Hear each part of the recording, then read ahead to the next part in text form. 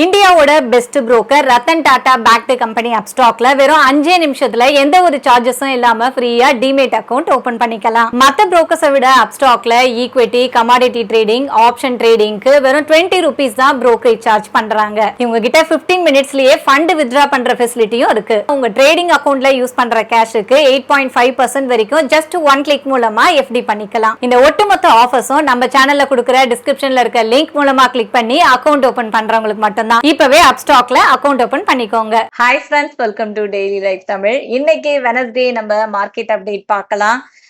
இந்த 3 நாள் மார்க்கெட் தொடங்கி எப்படி போயிட்டு இருக்கு, இன்னும் 2 நாள் இருக்கு மார்க்கெட் எப்படி போக போகுது. இப்போதைக்கு மார்க்கெட் பெரிய ஒரு மாற்றம் இல்லை, அப்படியே தான் போய்கிட்டே இருக்கு.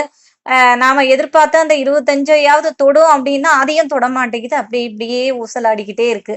என்ன நடந்துகிட்டு இருக்கு, எஃப்ஐஐஸ்லாம் விற்கிறாங்களா வாங்குறாங்களா, வேற என்ன வெளிநாட்டு நிலவரங்கள், இதை பத்திலாம் பேசலாம். அருள்ராஜன் சார் இருக்காங்க. வணக்கம் சார்.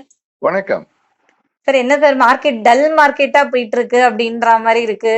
இறங்கி ரொம்ப சடாரணம் கீழே போல, ஒரே அடியாவும் மேல போல, பட் அப்படியே ஒரு டல்லா அப்படியே ஒரு சின்ன சின்ன பாயிண்ட்ல ஏறி அப்படி போயிட்டு இருக்கு சார். என்ன நடந்துட்டு இருக்கு? அதாவது இப்போ ஓவரால் மார்க்கெட் அப்படின்னு பாத்தீங்கன்னா, இப்ப கடந்த ஒரு 4 நாளா ஓரளவுக்கு படிப்படியா கொஞ்சம் கொஞ்சமா மேல நகர்ந்துட்டு இருக்கிறத நம்ம பாக்குறோம். குறிப்பா இதை நம்ம டெக்னிக்கலா நாங்க சொல்லும் போது இது 2ஆம் தேதி அன்னைக்கு ஒரு பெரிய கேப் டவுன்ல வீழ்ச்சி அடைந்தது. ஸோ அந்த 2ஆம் தேதி கேப் அப்படின்றத இப்ப இன்னைக்கு க்ளோஸ் பண்ணிருக்கிறது அப்படின்றத ஒரு டெக்னிக்கலா நம்ம சொல்றோம். ஸோ இந்த க்ளோசிங் த கேப் அப்படின்றது ஒரு பாசிட்டிவான ஒரு விஷயமா பார்க்கலாம். ஏன்னா இது ஒரு முக்கியமான ஒரு ரெசிஸ்டன்ஸ் பாயிண்ட், தடைநிலையா இருந்துகிட்டு இருந்தது. அதை இப்போ தாண்டிடுச்சு அப்படின்றது ஒரு பாசிட்டிவான ஒரு விஷயம். ஆனாலும் கூட இது ஏற ஏற ஒரு இடத்துலயுமே ஹெவியான செல்லிங் ப்ரெஷர் வர்றதுக்கான வாய்ப்பு இருக்கு. ஏன்னா இப்ப அடுத்த கட்டமா இது மேல ஏறும்போது இப்ப முடிவடைந்திருக்கிற புள்ளிகள் அப்படின்னு நம்ம பார்த்தோம்னாக்க 24,770 முடிஞ்சிருக்கு. இது இன்னும் ஒரு 50-60 புள்ளி ஏறும்போது அங்கேயும் கொஞ்சம் செல்லிங் ப்ரெஷர் வர ஆரம்பிக்கும். ஏன் இந்த செல்லிங் நடந்துகிட்டே இருக்கு அப்படின்னு பாத்தீங்கன்னா, எஃப்ஐஐஸ் சொல்லக்கூடிய அந்நிய நிதி நிறுவனங்கள் இந்திய பங்கு சந்தையை பொறுத்த வரைக்கும் தொடர்ந்து விற்பவர்களாக தான் இருந்து வர்றாங்க அப்படின்றத நம்ம பாக்குறோம். இப்போ எஃப்ஐஸோட அந்த ஒரு ஆக்டிவிட்டி தான் நம்முடைய பங்கு சந்தையில இப்போதைக்கு முக்கிய பங்கு வகிக்கிறதா எடுத்துக்கலாம். ஏன் அப்படின்னு சொல்லும்போது, அவர்கள் நேத்திக்கு கூட அப்படின்னு பாத்தீங்கன்னா 1457 கோடிக்கு வித்திருக்கிறாங்க. அதுக்கு முந்தின நாள் பாத்தீங்கன்னா 2667 கோடிக்கு வித்திருக்காங்க. இந்த மாதிரி தொடர்ந்து இந்த மாசம் 33,102 கோடிக்கு வித்திருக்கிறாங்க. பட் என்ன ஒண்ணு, ஏன் மார்க்கெட் வேலை அப்படின்னு பாத்தீங்கன்னா, டிஐஎஸ் சொல்லக்கூடிய டொமஸ்டிக் இன்ஸ்டிடியூஷன் இன்வெஸ்டர்ஸ் 38,115 கோடிக்கு வாங்கியிருக்காங்க. அதனால இவங்க எவ்வளவு விற்றார்களோ அதை விட ஜாஸ்தியா வாங்கியிருக்கிறாங்க அப்படின்றது ஒரு முக்கியமான ஒரு செய்தியா எடுத்துக்கலாம்.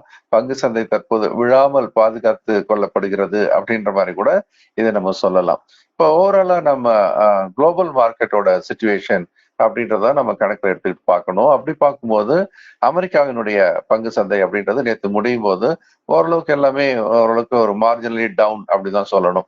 டவ் ஜோன்ஸ் ஃபியூச்சர்ஸ் மட்டும் கொஞ்சம் ரெக்கவர் ஆயிருக்குது நேத்தியோட ஃபால்ல இருந்து. பட் S&P 500 நாஸ்டாக் ரெண்டுமே ஒரு மார்ஜினலி டவுன் 0.2%, 0.3% அப்படின்ற மாதிரி தான் இறங்கியிருந்தது.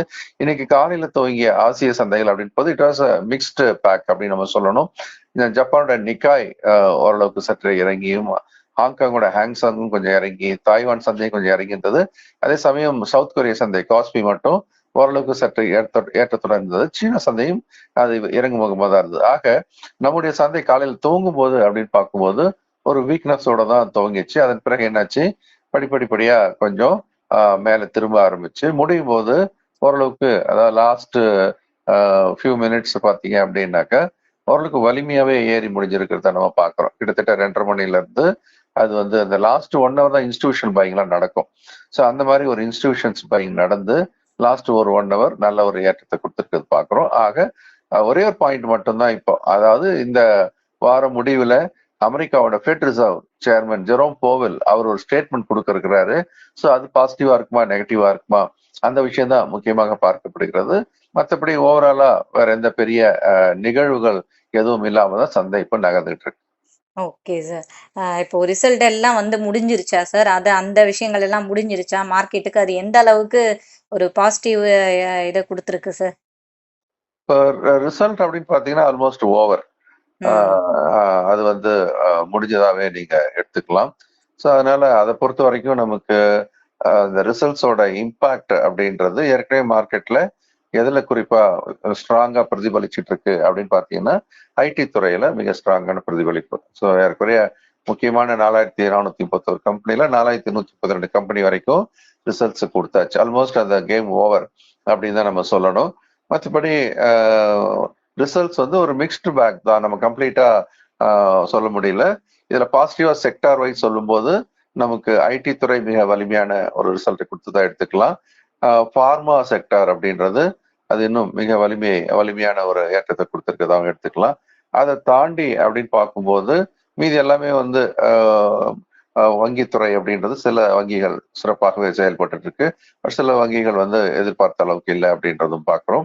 மற்றபடி எஃப்எம்சிஜி செக்டார்லாம் ஒரு ரிவைவல், முன்னாடி எல்லாம் கொஞ்சம் டிப்பில் இருந்தது, இப்போ திரும்பியாச்சு. அது ஒரு பாசிட்டிவான ஒரு சிக்னலா நம்ம பார்க்குறோம். ஸோ மொத்தத்தில் அப்படின்னு பார்க்கும்போது ஓரளவுக்கு பரவாயில்ல. ரிசல்ட் வந்து சூப்பர் டூப்பர் அப்படின்னு நம்ம ஒட்டுமொத்தமா சொல்ல முடியாது.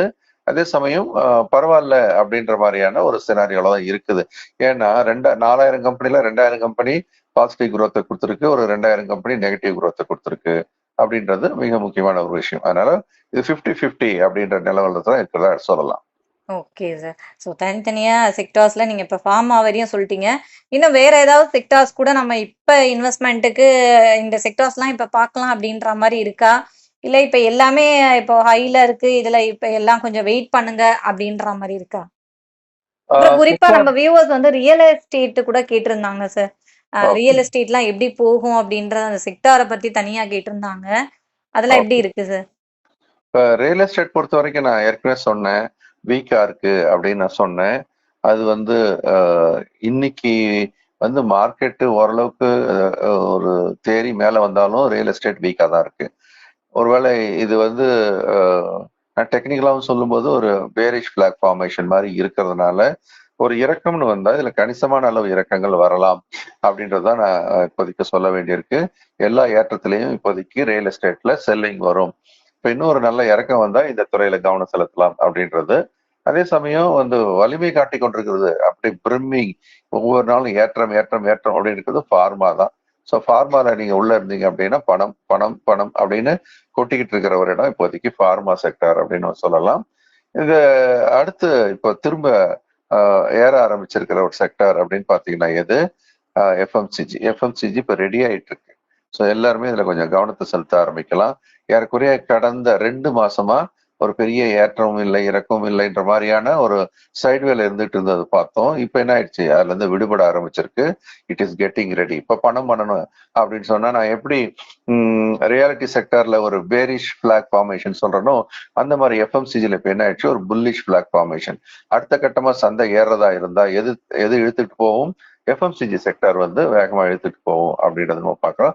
அப்கோர்ஸ் ஃபார்மா ஏற்கனவே புல்லிஷா தான் இருக்கு, அது தொடர்ந்து தன்னுடைய ஏற்றத்தை தொடர்றதுக்கான வாய்ப்பு உண்டு. இன்னமும் கொஞ்சம் வீக்கா தான் இருக்குதுன்னு சொல்றதா இருந்தா நம்ம எதை சொல்லணும் அப்படின்னு சொன்னா பேங்கிங் செக்டர் இன்னும் பெரிய அளவுல அதுல வந்து ஒரு நகர்வு இல்லை. கொஞ்சம் ஏறினாலும் உடனே பெரிய அளவுல விற்பனை வந்துட்டு இருக்கு. அதனால இப்போ ரைடிங் த ட்ரெண்ட் அப்படின்னு நம்ம சொல்றதா இருந்தா ஐடி துறை அந்த அந்த லிஸ்ட்ல வந்தாச்சு. ஐடியும் அதே மாதிரி ஃபார்மாவும் ஒரு ஸ்ட்ராங்கான பெட்ல இருக்கு. எஃப்எம்சிஜி இப்ப ஏற்றத்தினுடைய ஆரம்ப கட்டத்துல இருக்கு. அதை நம்ம தொடர்ந்து பின்பற்றது மூலமா பார்க்கலாம். இன்னொன்னு வந்து மெட்டல் வந்து இது வரைக்கும் கடந்த 2 வாரமா பெரிய மாற்றம் இல்லாமல் இருந்தது. கொஞ்சம் கண்ணை மூழ்கி பார்க்க ஆரம்பிச்சிருக்கு. இதுல கூட கவனம் செலுத்தலாம். ஏன்னா மெட்டல் அப்படின்றது ஒரு பிளாக் ஹார்ஸ் சொல்லுவேன். எப்போ சமயத்துல ஏறும் எப்போ இறங்கும்னு சொல்ல முடியாது. ஆனா இப்ப கொஞ்சம் தலை தூக்கி மேல காட்டியிருக்கு. இதுல ஒரு கவனத்தை செலுத்தலாம். பெரிய அளவில் கூட அதுல ஒரு ஏற்றம் திடீர்னு வரலாம். ஆனா வேர்ல்டு மார்க்கெட்டோட மெட்டல் பிரைஸ் தான் இதனுடைய டைரக்ஷனை தீர்மானிக்கும். ஆட்டோமொபைல் செக்டர் வந்து கொஞ்சம் ப்ராஃபிட்டை புக் பண்ணிக்கிறது நல்லது. Okay sir. இப்ப இன்னொரு விஷயம் என்னன்னா, அந்த கோல்டு வந்து இப்ப தொடர்ந்து ஏறிக்கிட்டே இருக்கு. தங்கம் வந்து விலை உயர்வு அப்படின்னு நியூஸ் எல்லாம் வந்துகிட்டே இருக்கு. தங்கம் இப்ப ரொம்ப உயர்ந்திருக்கா? இப்ப வந்து நம்ம விற்கலாமா இல்ல வாங்கலாமா? அப்படியே சில்வர் பத்தியும் சொல்லிடுங்க சார்.